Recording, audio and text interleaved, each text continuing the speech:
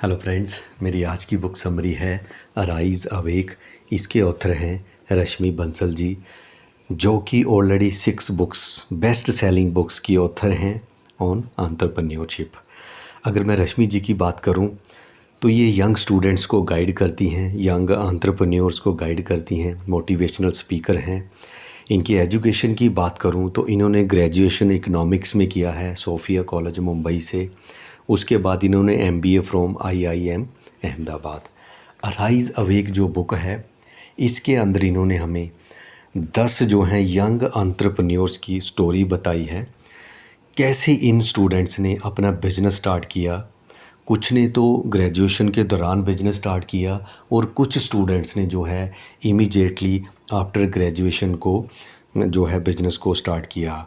हम सब जानते हैं दोस्तों, होता क्या है कि जब हम कॉलेज में होते हैं तो आजकल एक कैंपस प्लेसमेंट का बड़ा ट्रेंड रहता है, जिसमें हमें स्टडी करने के बाद मोस्ट ऑफ द स्टूडेंट्स को जॉब मिलती है, जहाँ बहुत से स्टूडेंट्स जो हैं जॉब में ही जाते हैं। बिजनेस करना जो है, बहुत कम लोग बिजनेस की तरफ जाते हैं। MBA का डाटा जो है, कहा जाता है कि MBA जो है एक बिज़नेस स्टडी है, लेकिन MBA करने के बाद भी जो 90% स्टूडेंट्स हैं वह जॉब में जाते हैं। और दूसरा दोस्तों, जो इंसान बिजनेस करता है उसकी अपनी सोसाइटी के प्रति बहुत बड़ी कंट्रीब्यूशन रहती है, क्योंकि जो बिजनेस करता है वो जॉब क्रिएटर होता है, जॉब सीकर नहीं होता है।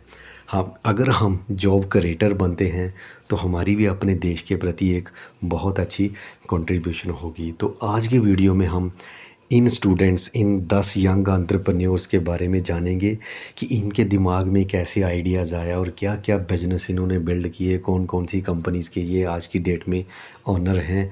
बड़ी इंटरेस्टिंग रहेगी दोस्तों, थोड़ा सा पेशेंस के साथ आप देखिएगा और आपको भी एक बड़ी अच्छी डायरेक्शन मिलेगी।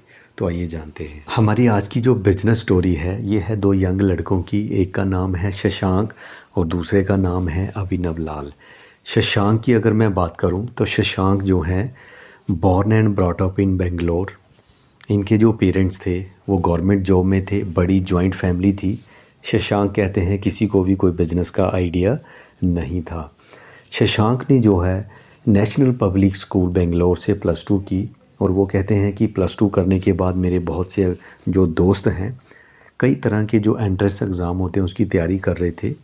कुछ दोस्तों ने मेरे जो है नेशनल ओलंपियाड का जो एग्ज़ाम होता है मैथ और साइंस का, उसके लिए भी क्वालिफ़ाई किया। तो मेरे मन में आया कि मुझे भी इसके लिए क्वालिफ़ाई करना चाहिए। तो मैंने उनसे पूछा ये नेक्स्ट एग्ज़ाम कब होगा। जब मुझे पता चला टाइम का, तो फिर मैंने 1 साल के लिए अपने आप को एक तरह से रूम में बंद किया। मेरी दाढ़ी बढ़ गई, मैंने पूरा फोकस होके स्टडी की। तो उस फोकस का रिज़ल्ट मुझे ये मिला कि मैंने नेशनल ओलंपियाड को भी क्वालिफ़ाई किया, साथ ही साथ मैंने जो है all India engineering entrance examination को भी पास किया।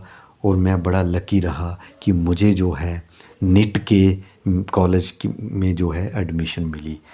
निट के दोस्तों, इसको NIT सूरत काल भी कहते हैं, नेशनल इंफॉर्मेशन टेक्नोलॉजी। कर्नाटका के अंदर ये कॉलेज है, इकलौता कॉलेज है इंडिया का जिसका कहते हैं अपना प्राइवेट बीच है।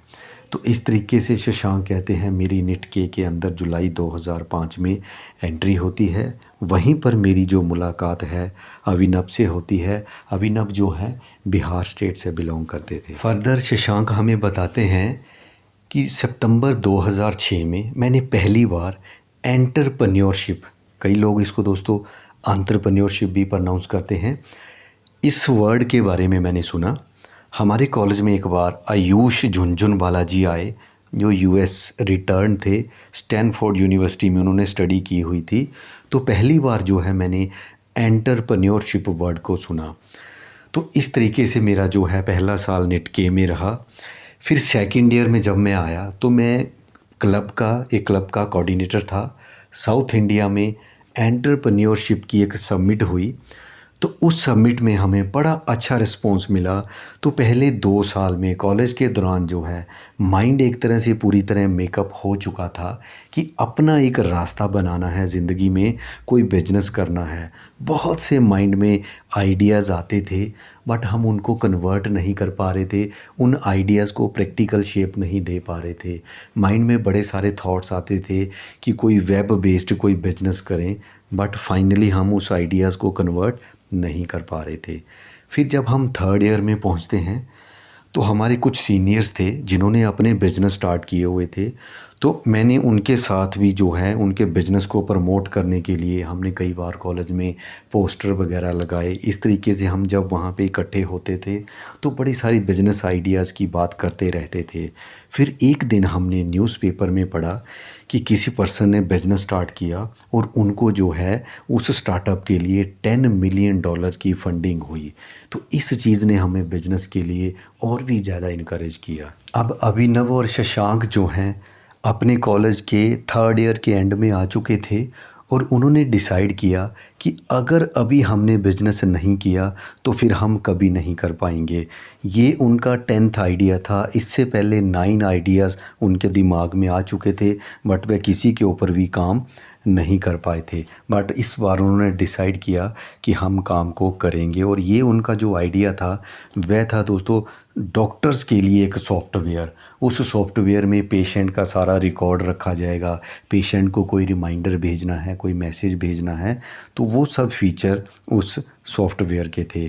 तो शशांक ने क्या किया कि कंपनी को रजिस्टर्ड करवाया और कंपनी का नाम रखा प्रेक्टो टेक्नोलॉजी। 2008 में इस कंपनी को रजिस्टर्ड कराया गया और शशांक ने अपनी मदर से 10,000 रुपया उधार लिए, कार्ड छपवाए, येलो पेजेस डायरी उठाई और डॉक्टर्स को कॉल करना शुरू कर दिया। उन्होंने डॉक्टर से कहा कि हमारे पास जो है आपके लिए एक सॉफ्टवेयर है, हम आपसे कब मिल सकते हैं।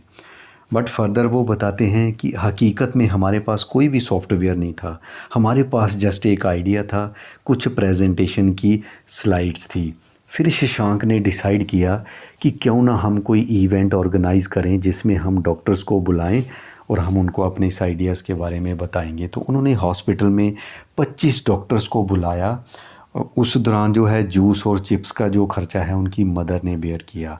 तो फर्दर वो बताते हैं कि ये मेरी ज़िंदगी का सबसे बुरा इवेंट था, क्योंकि कहते इसमें ना तो मेरी जो ड्रेसअप थी वो ठीक थी, बिल्कुल भी ठीक नहीं थी। मेरी पिच जो है बहुत ही ख़राब थी, मेरी प्रेजेंटेशन भी जो है बहुत पुअर थी और इस इवेंट के बाद किसी भी डॉक्टर ने कोई इंटरेस्ट नहीं लिया हमारे इस आइडियाज़ में। तो हम दोनों जो हैं बेहद डिसअपॉइंटेड हो गए। बट उन 25 में से एक डॉक्टर बाद में डॉक्टर मोहम्मद अली उठे और वो हमारे पास आए और उन्होंने हमें कहा कि मुझे आपका जो आइडिया है वो पसंद आया। बट कहते हम इतने नाराज़ थे कि हमने उस टाइम पे उनको कोई ढंग से रिस्पॉन्स नहीं दिया। फिर उन्होंने हमें उसके बाद जो है उस सेशन के बाद 5-6 बार उन्होंने हमें कॉल्स की, तब जाके हम उन डॉक्टर्स को मिले और उन्होंने पहला जो 5,000 रुपये का चेक है प्रेक्टो टेक्नोलॉजी के नाम से हमें इस तरीके से पहली पेमेंट मिलती है। अब दोनों घर आते हैं और कहते हैं कि हमने पेमेंट भी ले ली है, तो अब करना क्या है। तीसरा साल जो है वो पूरा होने वाला होता है। तीसरे साल में होता क्या है कि लंबी छुट्टियां पड़ जाती हैं। तो अभिनव जो है छुट्टियों में घर नहीं जाता है। शशांक का बेंगलोर में एक घर होता है जो अनयूज्ड था, जिसमें पानी और इलेक्ट्रिसिटी थी और कोई भी अप्लाइंसेस उस घर में नहीं था। तो दोनों डिसाइड करते हैं कि हम वहाँ पर रहेंगे। अचार और आलू पराठा जो है उनका मेन वहाँ पे खाना होता था। तो दोनों ने क्या किया कि 2 हफ्ते वहाँ पर जो है दिन रात काम किया। 2 हफ्ते में जो है उन्होंने जो भी कोड वगैरह डिज़ाइन करने थे तो उन्होंने बेसिक 4-5 फीचर के साथ जो है सॉफ्टवेयर को तैयार कर दिया, जिसमें पेशेंट का नाम, पेशेंट को रिमाइंडर वगैरह भेजना। तो इस तरीके से डॉक्टर अली ने जो है उस सॉफ्टवेयर को यूज़ करना शुरू कर दिया। इन बिटवीन क्या होता है कि शशांक के जो फादर हैं उनका नी घुटनों का ऑपरेशन होना होता है। तो उनके फादर की जो रिपोर्ट्स होती हैं सेकंड ओपिनियन के लिए वो किसी डॉक्टर को भेजनी होती हैं। तो उनको भेजने के लिए शशांक क्या करते हैं, अपने मोबाइल से वो पिक लेते हैं और फिर उनको अपने कंप्यूटर पे डाउनलोड करके थ्रू मेल सेकंड डॉक्टर को भेजते हैं। तो वहाँ से उनके पास एक आइडिया आता है कि डॉक्टर हमसे जो सर्जरी के इतने चार्जेस लाखों में पैसे लेते हैं, तो कैसा रहेगा कि अगर वो किसी इंसान का जो है जो भी हेल्थ रिकॉर्ड है डिजिटल फॉर्म में हमें अगर वो प्रोवाइड करें। तो इस आइडिया ने भी उनको इस बिज़नेस को चलाने में बहुत बड़ी हेल्प की। अब आगे उनकी इस बिज़नेस जर्नी में एक बहुत बड़ा ट्विस्ट आता है। होता क्या है कि कॉलेज की जो वेकेशंस थी वो ख़त्म होने वाली होती हैं, ख़त्म हो जाती हैं। तो अब जो अभिनव है उसके ऊपर प्रेशर था कि उसके पेरेंट्स एक्सपेक्ट कर रहे थे कि अभिनव जो है कॉलेज में पढ़ने के लिए आया है तो वो कोई अच्छी जॉब करे। तो अभिनव क्या करता है कि जॉब में चला जाता है, मींस वो छुट्टियां ख़त्म होने पे कॉलेज में चला जाता है, वहाँ पे इंटरव्यू वगैरह फेस करता है। तो उसको सत्यम नाम की कंपनी में जो है 7 लाख का पैकेज मिल जाता है। तो शशांक जो है अब अपने बेंगलोर वाले घर में अकेला है। 4 महीने शशांक जो है वहाँ पर अकेला रहता है। तो इन बिटवीन उसको अपने दोस्तों के बारे में पता चलता है कि कोई माइक्रोसॉफ्ट में जा रहा है, किसी को 10 लाख का पैकेज मिल रहा है, किसी को 12 का मिल रहा है। तो शशांक जो है बड़ा इनसिक्योर सा फील कर रहा था। उसे लगने लगा कि कहीं ऐसा ना हो कि मेरा फ्यूचर कहीं स्पॉइल हो जाए, पता नहीं ये बिज़नेस चलेगा नहीं चलेगा। तो शशांक भी जो है वापस अपने कॉलेज में जाता है, इंटरव्यू फेस करता है और उसको भी जो है जॉब की ऑफ़र लेटर मिलती है, बस में बैठता है, फिर वो जो है वापस बेंगलोर आ जाता है। इन बिटवीन डॉक्टर अली जो सॉफ्टवेयर यूज़ कर रहा था उसको इतना अच्छा लगा कि उसने अपने फर्दर जो और कोलीग दोस्त थे उनको भी ये सॉफ्टवेयर रिकमेंड किया और इन्होंने भी जो है इसका वर्जन 2 भी रिलीज़ कर दिया था। तो फरवरी 2009 तक आते आते इनके 20 से 25 जो हैं क्लाइंट बन चुके थे। फिर टर्निंग पॉइंट ये आता है कि एक क्लाइंट इनको बताता है कि पैलेस ग्राउंड बेंगलोर में एक जो है एग्जीबिशन होने जा रही है, वहाँ पर बहुत से डेंटिस्ट आ रहे हैं, तो आपको वहाँ पर ज़रूर अपना स्टॉल लगाना चाहिए। तो वहाँ पे स्टॉल लगाने का जो खर्चा था लगभग 1 लाख के करीब था, जिसमें से 60,000 रुपया तो स्टॉल की फ़ीस थी, 30,000 रुपया फ्लैक्स बैनर्स वगैरह की फ़ीस थी। तो इन्होंने वहाँ पे स्टॉल लगाने का सोचा, मैनेज किया, इनके पास लाख रुपया था, वहाँ पे स्टॉल लगाया। तो जब वहाँ पर इन्होंने डेमो दिया तो इनको बड़ा ही अच्छा रिस्पॉन्स मिला। इतना अच्छा वहाँ पे क्राउड हो गया, इतना अच्छा रिस्पॉन्स मिला कि इनको अपने कुछ फ्रेंड्स को बुलाना पड़ा वहाँ पर वो सभी को हैंडल करने के लिए। अब दोनों के पास जॉब ऑफ़र लेटर भी हैं, बट इस एग्जीबिशन के बाद दोनों अपने पेरेंट्स को कन्विंस करते हैं कि हम जो है इस बिज़नेस को करेंगे, 1 साल दीजिए, अगर हम नहीं कर पाए तो हम अगेन जो है जॉब में वापस चले जाएंगे। तो इस तरीके से अपनी दिल की 22 साल के 2 यंग लड़के सुनते हैं और अपनी बिज़नेस यात्रा पर निकल पड़ते हैं। बिज़नेस को बढ़ाने के लिए दोनों जो हैं 10 से 12 लाख रुपया जो है बिज़नेस के अंदर इन्वेस्ट करते हैं। और जो इनका पहला एम्प्लॉय होता है सिद्धार्थ नेहलानी, इनका ही एक क्लासमेट होता है, ब्रिलियंट गाय, जिसको ये अपॉइंट करते हैं। तो स्टार्टिंग में टोटल 6 मेंबर्स होते हैं, पर्सन्स होते हैं इनकी टीम में। लेकिन धीरे धीरे इनको दिक्कत क्या आ रही थी कि बिज़नेस की सेल्स कम थी, खर्चे ज़्यादा थे, इनको फ़ंड की दिक्कत आ रही थी, जिसके चलते ये प्रेशर में भी रह रहे थे। बट इन्होंने जो है धीरे धीरे जुगाड़ लगाए और धीरे धीरे सेल को बढ़ाना शुरू किया। फिर इन्होंने जो है इन्वेस्टर ढूंढना शुरू किए। स्टार्टिंग में इनको कोई इन्वेस्टर नहीं मिला, बहुत कम लोगों ने इंटरेस्ट लिया इनके आइडियाज़ में। बट फिर एक टाइम ऐसा भी आया कि इनको बड़े अच्छे इन्वेस्टर भी मिले। तो फाइनली फ्रेंड, अगर मैं आज की बात करूं, प्रेक्टो टेक्नोलॉजी नाम की ये कंपनी है। आप इसके बारे में गूगल में भी पढ़ सकते हैं। तो जो मैंने गूगल में पढ़ा है, एक बड़ी नामी कंपनी है।